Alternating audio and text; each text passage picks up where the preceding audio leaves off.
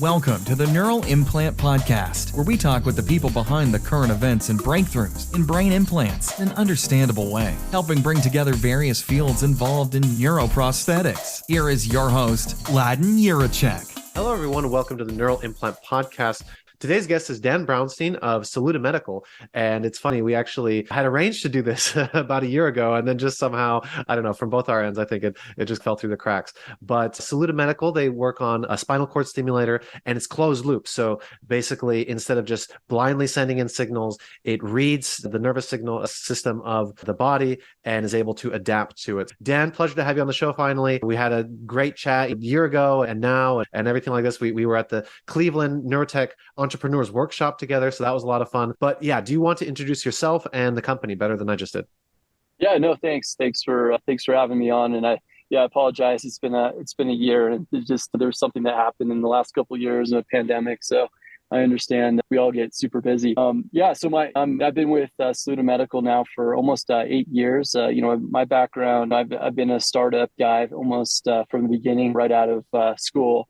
Biomedical engineering background from UC San Diego, and spent time actually getting dirty in the lab and designing products across cardiovascular into oncology, and then ultimately got my MBA at Berkeley. So spent the time. Once you get your MBA, they think that you're smarter than you actually are, and they give you more opportunity, which I definitely suggest going and doing that at some point. And then I actually got into the spine market and really started to understand the problems with chronic pain. And one way to fix that is through surgery, correction of anatomical issues with the spine, and through surgery leads to patients getting better. But what I realized pretty much 18 months into it is you still have tons of chronic pain that result after the surgery, whether from the surgery itself or the surgery doesn't correct it, despite really great X-rays afterwards. Got in touch with this company that was Spinal Modulation. Met them during my business school time when I was heavily involved on the entrepreneurship side. And we worked through a 7-year process of getting dorsal root ganglion stimulation to market, and ultimately sold that company to St. Jude Medical. And I had been to a couple of conferences over the years from 2008, and I saw this guy, John Parker, who had some crazy ideas of being able to stimulate and create a closed loop system in spinal cord stimulation or any type of neuromodulation. And a lot of the stuff I didn't quite understand. So I had approached him at a conference and started talking. It was near the end of my time at Spinal Modulation after the acquisition. And I just got incredibly excited about the ability to actually measure, responses of the nerves, and then create an algorithm to make a decision in real time. That's what's incredible. And if you think about cardiac pacing, and imagine if you didn't have an EKG to measure off of, and you send a patient home, and they come back, and you call them a couple of days later, and they say, "How are you feeling?" It's like, "I'm lightheaded when I walk." And it's like, "Turn the stimulator up and you'll be fine." And then they come back and say, I'm getting fibrillation. And you go, "Okay, we'll turn it down." And that's what neuromodulation or spinal cord stimulation has been for the last 50 years. Yet, it's a huge market. At Saluda, we're focused on not only spinal cord stimulation, but we've created a platform of neuromodulation technologies that are based on measurement and response technologies. So we're looking in chronic pain as our first market, but we're also doing work across different areas in sacral neuromodulation, in movement disorders, and DBS, and I've done a ton of work there. So it's a pretty cool job. And my title is Chief Strategy Officer. I've held a bunch of titles here. I've run basically the first person to set up the U.S. organization. So I was the first one to be here in the U.S. And then I built out the clinical organization. I built out the marketing organization. And then ultimately I've moved into, they're not sure what to do with me. So now they've put me into a strategy role. That's where I've ended up. Yeah, that's pretty cool. That's really exciting. Yeah, because Saluda is an Australian company, right? So what part of Australia are you from? Yeah, exactly. I'm an American. That's why they put me on this island. But yeah, the company, John Parker was the founder. John was the chief technical officer at Cochlear, and he was the engineer that put evoke responses into cochlear hearing and basically revolutionized the cochlear market, which is incredible. So he had taken kids and infants that can't give feedback an opportunity to actually learn, right? And just completely transformed the lives. He talks about it all the time. There's pictures of the first patient from Cochlear up on the screen. And when he was looking, he left Cochlear in 2006, and the National Institute of Technology asked him, hey, we'll give you $5 million just to work on pretty much anything, right? And so he got in the lab and started looking around intellectual property in chronic pain and other neuromodulation areas. And there was just like big gap in sensing technologies, which is interesting. So he ended up like looking at, let's start with the spinal cord, because it's this like little piece of spaghetti floating in a big pool of ocean water. And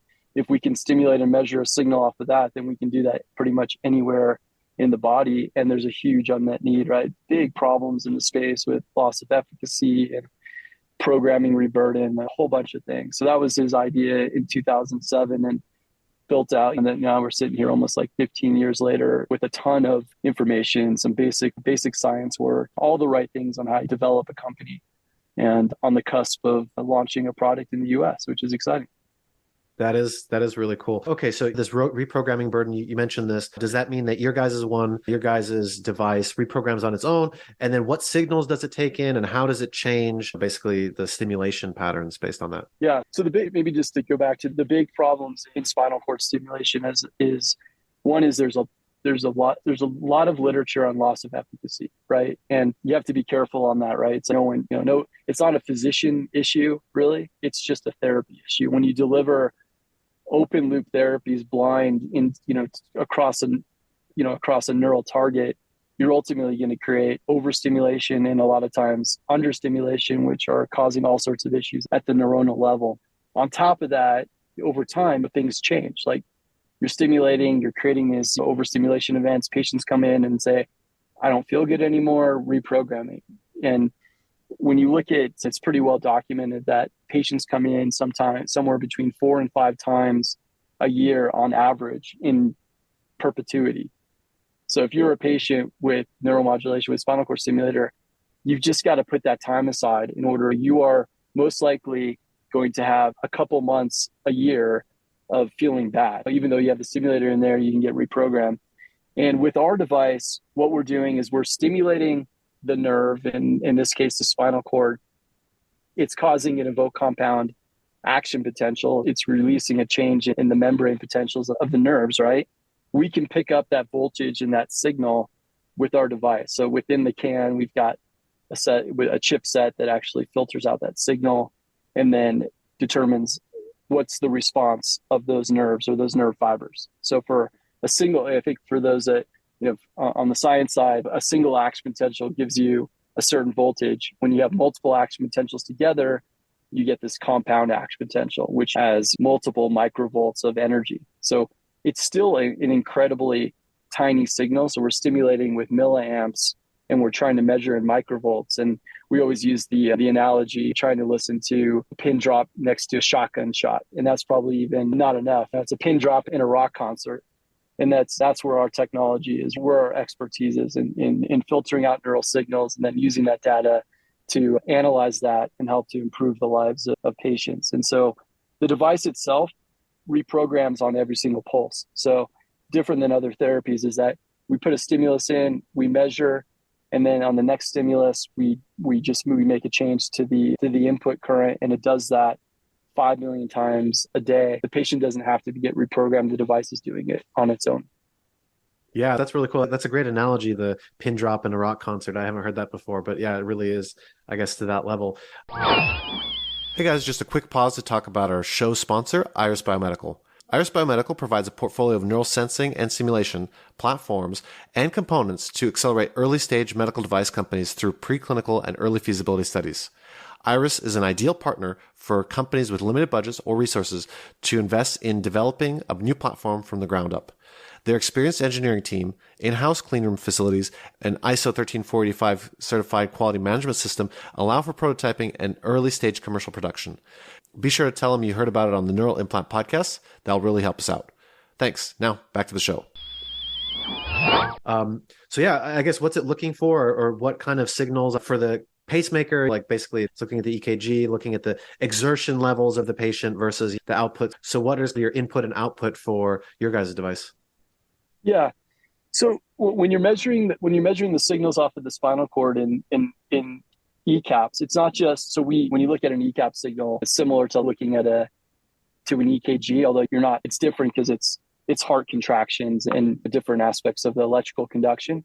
But what we're looking at is for a given current, what are the thresholds of stimulation, which can be affected by medication, by respiration, by heart rate. All of that goes into when that patient feels the stimulation. We also look at the speed of conduction. So thinking about like sometimes you do like EMG testing to see if your nerves are healthy or not. We're actually doing like a spinal cord health check. So we can measure on the spinal cord on one part, and we can measure how fast that nerve conducts by looking downstream or upstream to that signal. So you think about demyelination diseases like multiple sclerosis and other things. Like in the future, with the data that we're collecting, we're creating a database that helps us hopefully give treatment options for patients and catch diseases on the earlier side. So it's signals as simple as just the amplitude of the signal for a given current, the perception threshold, the maximum threshold that the patient can withstand the stimulation, and ultimately the therapeutic range of the stimulation. So that's what we can offer for the physician. So when the physician comes in, instead of having an EKG, they have almost like neurogram. We can see like, how's this patient done in the last 6 months? And so they can look at all the data. They can go back in time. They can look at a specific date and they say, oh, it looks like you've lost your dose of stimulation or something has changed. So that's kind of where we think is our value proposition. Yeah, that's pretty exciting. That's very, I guess, versatile and maybe more so than the competitors. And when we talked, we originally I wanted to have you on in December of 2021, but in March of 2023, you guys got FDA approval for this. Do you want to talk a little bit about this? What does it mean to get FDA approval? And then what kind of improvements did you guys have over the competition? Yeah, so we got approval this year. It was actually February of 20, what year is it right now? 22. I can't even remember. Yeah, which was exciting. It was exciting for us. So we've actually released our product on a limited basis in Europe already with our first generation product. We also have been working in Australia with also that same first generation product. And so the device that was approved back in February was basically the product that we ran our pivotal study off of. And there's a lot of things that we wanted to change. We wanted to update the user interface to make it more iPhone-esque and get into scale, like basically create the scalability on the manufacturing side. So in the last 6 months, we've been working on that, working with the FDA and hoping to get our final approval to help do basically an official launch of the product. So we haven't launched quite yet in the US, but we're on the cusp, and it's been really exciting because there's just a big demand for the therapy. Unlike others that you run one study, we ran probably one of the most, when you look at the level of evidence over the last 10 years in the space of spinal cord stimulation for chronic pain, it's definitely increased. So there's been the ACURATE study, which is for focal neuropathic pain and CRPS. There's been, I think a lot of people know about the Senza study. And now we've taken the learnings of that, and we ran the EVOKE study. And so now that study is out to 3 years. And we're wrapping up our 3-year data, which was just accepted at NANS to present. And that'll be one of the first and only studies run out to 3 years. It was double blinded all the way out there. So you can see the true treatment effects of the therapy versus open loop therapies, which is exciting. And we gave the patients an opportunity in a blinded sense to cross over, and which also shows just the power of the therapy long term. So we're excited to be able to present it. And so far we've had 0 loss of efficacy, and everything that we thought would happen. Patients don't have to come back in to get reprogrammed, and that patients will be better when they're running a closed loop controlled dose therapy. We've seen those results. So we hope that's going to translate to the marketplace for physicians who really do care about patient outcomes. That is really exciting.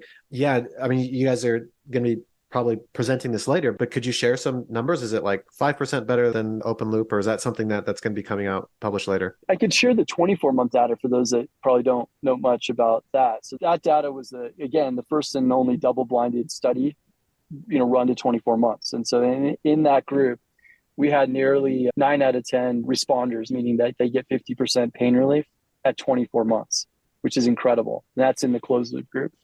In the open loop group, we still measure the response to stimulation, but we actually don't turn on the loop. So the difference between the two groups is that it's a really great experiment, is that you program them exactly the same. And then at the end, we just press a button and we turn the loop on and control the stimulation with closed loop. And in that group, it was just under 60%. So you had a pretty large delta, probably about 30. These are numbers I can't remember exactly, but it's around 30% difference in treatment effect between the two groups. But what's even more powerful is that everyone looks at pain, and the way they measure pain, you know how they do that. It's just, here's your VAS score. It's a line which is 10 centimeters, and you say 0 to 10. How do you feel? And then you just mark it. We look at all different outcomes. So we looked at disability scores. We looked at psychological and mental health. We looked at sleep, medication reduction, and what we saw was this incredible reduction of all disability and improvements in quality of life across patients. It's like a 90% responder in quality of life. 80% of patients had a clinical difference in their disability, and the list goes on and on. So that's where I think that we're doing something just a little different. I've been in the space for a long time. I got to launch dorsal root ganglion stimulation, which I still think is an incredible product for treating kind of a niche market, chronic like CRPS. This is something that I think can really form the field. I was talking to some physicians this weekend at a big advisory event, and they're just, do you think this is disruptive? I'm like, it is absolutely disruptive. You start thinking about like, where does this fit? It should be for all patients that have chronic neuropathic pain that you're going to offer neuromodulation or even beyond that. So I think I just get excited about it. I've been on this journey for such a long time. It just fires me up that we're this close to launching. Yeah, definitely. With those kind of efficacies too, like I think you can make a really strong case that it's much better than drugs because you can become desensitized to drugs. God knows what it's doing. And yeah, so I think that's maybe a big barrier is 60% efficacy after 2 years for the previous version. Yeah, that can be a hard sell for patients. But if you're 90%, maybe you guys could even bump that up. That's pretty nice too. That's exciting. So is it really just for chronic pain or is there other indication? You mentioned some other things as well, or what's the closest thing? And then what's a little bit further down the line that you guys could go to? Yeah. So when you look at the indications that are approved, it's for patients that have chronic neuropathic pain of the trunk and or limbs, which is a very wide indication. We studied chronic back and leg pain with and without surgery, which again is a pretty gigantic population. And when you think about failed back, so patients that have gotten back surgery kind of from my previous life, about 50% of them fail. So you have about 1 million people in the US that are getting some type of cervical surgeries, and about half of them continue on with chronic neuropathic pain. And so that's a group that like spinal cord stimulation that's the main population group. About 70% of the patients that get spinal cord stimulation are in that area. So we're going to play in that area. And then when you start to look beyond that are still on label for indications, you have CRPS, and there are patients that we're treating right now in that area. Upper limb pain from other types of surgeries, or trauma, upper arms where patients can't touch their hands and can't use their hands. And the list goes on and on. But it's truly like neuropathic pain. That's the indication for spinal cord stimulation. That's pretty exciting. Okay, so the last, 7 years for you has been very exciting. Is there anything on the horizon for the next 7 years? Are big plans or just expanding, sell millions of these things, or what's some future breakthroughs? Yeah, it's a good question. It's 7 years at my last company, Spinal Modulation. So this is about the same amount of time. I think what's exciting about us is that first we have to do a really good job. And this is the hardest part about being in a startup, right? You've got a really great core technology. Like we're a sensing measurement company. And then on top of that, we've got all this big data. So using lots of buzzwords and all that. But we're putting it to work. I think the cool thing is that we're on to Gen 5 of our product, where we've already taken the data that we have out there and looked at. You touched upon it, is like, how do we get it from 90% to 95%? And the last bit of delta is hard, but the data is there, and we're starting to see, the trends, like the ECAP data combined with the demographics, and there's a few other things that we've put in there. Is like we're starting to see trends on how do we improve it, and then put that back into our therapy and our products, which is what we're doing. But I think spinal cord stimulation is hard enough, and I think the market is going to start growing again. I think the pandemic has put a little bit of a damper on it, with the patients being afraid to go to the clinic or not being seen. So you see this kind of flat market where it has grown in that kind of low double digits for a long time. So I think we're going to help grow that market as we enter. But what excites me more is about the platform, and where do we go next with sensing technology in spaces that no one else is playing in. I can't really go into too much detail there, but just thinking movement disorders, and we've done some work in sacral, and they're doing the same thing. There's nothing that actually measures in those areas. And I think we can revolutionize other areas of neuromodulation and treatment. Yeah, that's pretty cool. Yeah, you can tell me. It's okay. Nobody's listening. It's just the two of us. Forget about that. Yeah. So you guys actually, this might be, I'm wondering if it could be like the biggest company I've talked to. You guys apparently have 300 people and have raised 124 million. Yeah. What's it like working in such a big company? And then I guess how big was it when you started, and how has it been, assuming that it grown around you? Yeah, this is good question. I think we've raised close to 200 million actually, because the last round was $120 million. So yeah, this is it's interesting because I've only been in startups unless we've got acquired, and I haven't stayed very long when we do get acquired because I love building the organization from scratch. I think I was number 20, like 25 or 25 to 30 in Saluda. Saluda was founded in 2013. Like officially, the papers were signed in Australia in 2013, and I joined in 2015. So it was a couple of years in, and that's usually late for me. I've been my last company, I was employee number 3.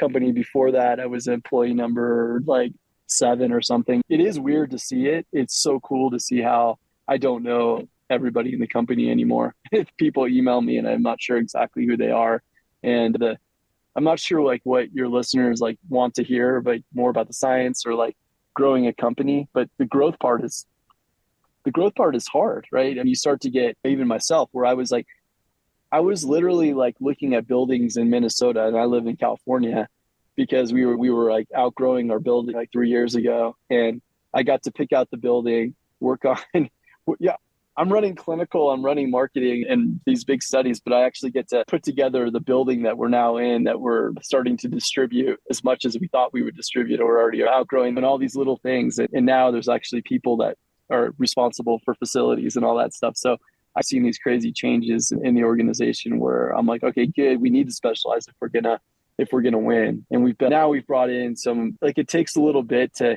once you start raising that money. Last time it was Fidelity and T. Rowe Price, and they come in, and all of a sudden people are, wow, these guys are real.